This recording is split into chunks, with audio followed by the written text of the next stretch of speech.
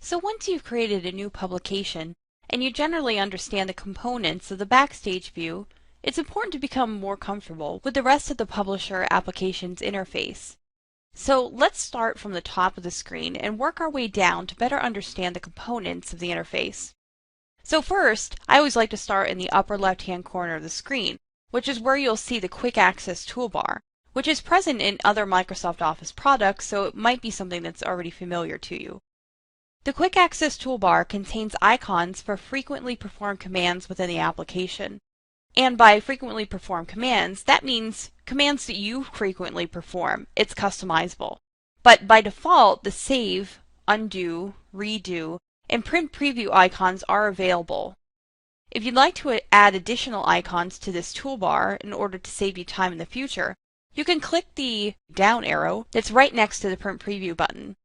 So you'll see a drop-down list of some other popular commands will be displayed, and there will be checkboxes next to the ones that are up here already. If you wanted to remove any of those, you'd simply select them from this list. It would remove the check mark, and it would also remove it from the Quick Access toolbar.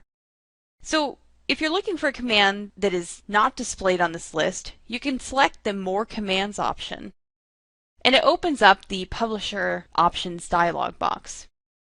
So within this area, you can search through the commands listed on the left-hand side. Now, by default, Publisher will display a long list of popular commands. However, if you still aren't able to find the command or commands that you're looking for, you can select all commands from the Choose Commands From drop-down menu. From this alphabetical list, find the command that you'd like to add. So in this example, I'm going to add the group icon to the list. Now, all of these commands are in alphabetical order, so I'm just going to scroll down until I get to the G's. Once I find the group icon, I'll go ahead and select it, and then click the Add button in the middle. This moves the commands icon to the list on the right-hand side. We can reorder these commands by selecting the command, and then using the up and down arrows that are located on the right-hand side of the dialog box. You can reposition these commands to be wherever you'd like them to be. It's just all a matter of your personal preference. Then you would continue to repeat these steps until you have all of the desired icons for all of the frequently performed commands that you have are moved over to this list on the right-hand side. When you're finished, you would simply come down to the bottom of the dialog box and click OK.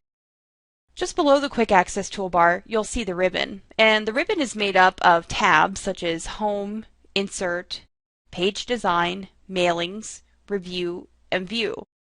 Then, within each tab, you'll notice that your command icons are grouped, and those groups are labeled, such as Clipboard, Font, Paragraph, Styles, Objects, Arrange, and Editing. As you move through the tabs on the ribbon, you'll notice that the available commands change. Within the Home tab, you'll find a lot of formatting options for your text. The ability to insert objects such as text boxes and pictures, tables, and shapes, and also the ability to manage these options within your publication using some of those commands you see in the Arrange group.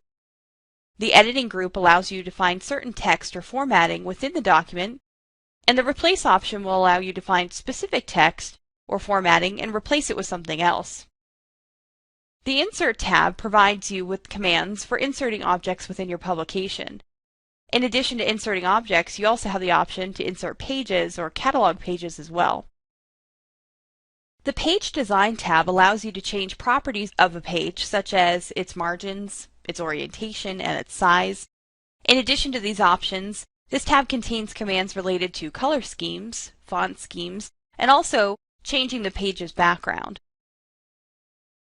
The Mailings tab allows users to complete a mail merge with their publication, so this can be helpful for creating a publication that, for example, might contain a mailing address or a catalog containing product descriptions. So we'll definitely dive into this topic in more detail in a later chapter because mail merge can be a very powerful tool. The Review tab has commands available for things like spell check, researching dictionaries on the web, a thesaurus, and also text translation for other languages.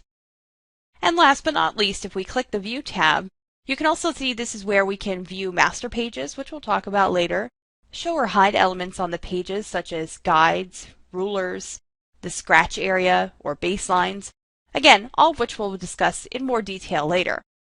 You have options for changing how you view your document with Zoom, as well as how to handle multiple publication windows that are open at the same time.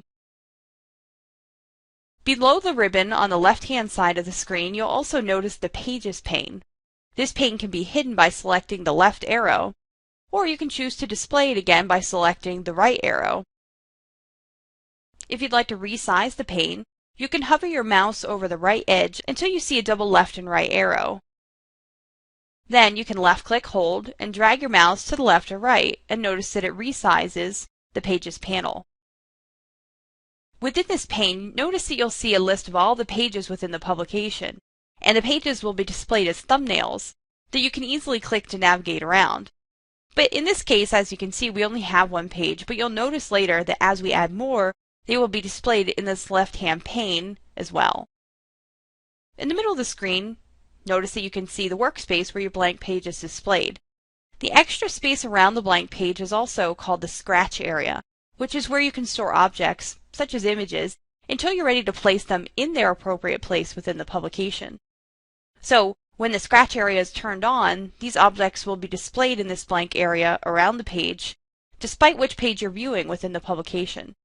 When you turn the scratch area off, this blank space will still be visible, however your objects will not be visible in this area any longer. On the right-hand side of the screen, and just below the publication area, you'll notice that there are scroll bars which allow you to move up and down or left and right within your publication. Finally, let's take a look at the status bar that's displayed at the bottom of the screen. On the left-hand side, you'll notice where it says Page 1 of 1. As you add more pages to your publication and you begin navigating through each one, this is a good reminder of where you're at within the publication. Notice that if I click on Page 1 of 1, the page pane that we discussed a few moments ago will disappear. If we click the Page 1 of 1 again, notice that the page pane will reappear. So as you can see, this is just another quick way to open and close that pane if needed. Notice that as your mouse moves around the document, the precise location of the mouse will be displayed in the status bar, as well as the object position area of the status bar. Since we have no objects in position yet, it's simply displaying the precise location of the mouse as we move it around. If we click on the small XY or object size icon in the status bar, it'll bring up the measurements box. This box is helpful in displaying the measurements and precise location of a selected object within the publication. Since again we don't have any objects displayed yet, notice that the box at this moment is empty. On the right-hand side of the status bar, you'll notice that there are two icons for viewing the document. The first one on the left is the single page view, which is the default, and the one on the right is the two-page spread view. To the right of these icons, you might notice what is called the zoom slider. The zoom slider allows you to move the zoom slider bar to the left or to the right in order to zoom in and out of your publication. The percentage of your zoom is displayed to the right. Finally, the last icon in this status bar that's displayed is the Show Whole Page icon. This allows you to automatically display the entire page within the screen.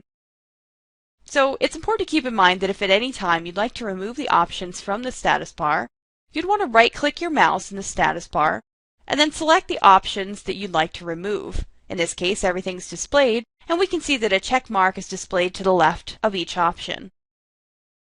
Now that we have a better understanding of the interface, let's go ahead and move on to learn how we can insert, delete, move, rename, and reorder our pages within our publication.